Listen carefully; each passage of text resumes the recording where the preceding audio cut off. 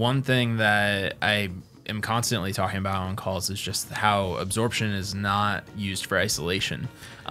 So do you want to talk a little bit on that? Yeah, that's something that we get asked a lot, is that if I cover my entire room with foam or fiberglass or something like that, will my neighbors stop calling the cops, right? Yeah. And that's just not the case. You know, anything that is lightweight and porous, like these absorbers are, it's going to leak the sound out just the same amount as if you had no panels in the room. Sure. Like you could cover 100% of the room and it wouldn't matter.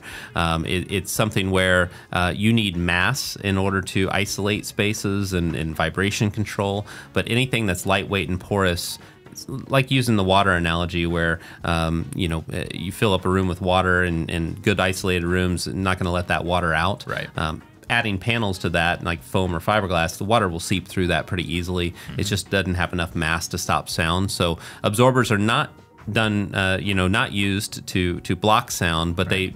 they can be used in a lot of different ways in a studio to make it sound better. Sure. And one thing that we tell people all the time is to place absorption at first reflection points. That's a really kind of entry level thing to do in your studio, is just try to hit these first reflection points, and you can do that with the mirror trick. You can sit at your mix position, have a friend hold a mirror with their back to the wall and kind of shuffle around the room, and always look at that mirror, and anytime you see the reflection, the visual reflection of your speaker in that mirror, just put a little X on the wall, and then you're going to go all around the entire room, and eventually you'll have a bunch of different locations where you saw that speaker. And if you put absorption in those locations at the very minimal level, your room is going to improve a ton just by hitting those spots.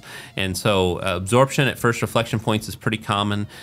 Diffusion, a lot of times you end up placing that in a mix room, let's say, like on the rear wall behind you, in the rear half of the room, if you're doing kind of what's called a live end, dead end scenario, where the dead end would be where you're mixing, and so you're just hearing the speakers alone and less of the room, so you're doing more absorption towards the front. And then the back of the room can scatter sound because it's not at a first reflection point, and Sure. can make the room still sound very natural. So diffusion in the back of the room is pretty common.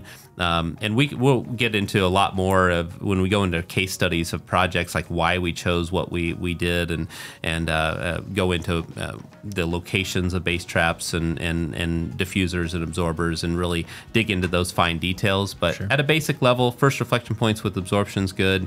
Diffusion in the back of the room is good. I will say that with diffusers, you got to be careful about how close you're sitting to them, because some diffusers, if you're sitting within 5 or 6 feet of that, anything less than that, you're not going to get the full benefit from the diffuser anyway. Sure. And sometimes it can cause some issues. But also, diffusion's typically more expensive than absorption. And so if you're in a small room and your head's like 3 feet from the back wall, I would rather you put really thick absorption on that back wall than go with diffusion, because you're just not going to get the full benefit of it. Sure.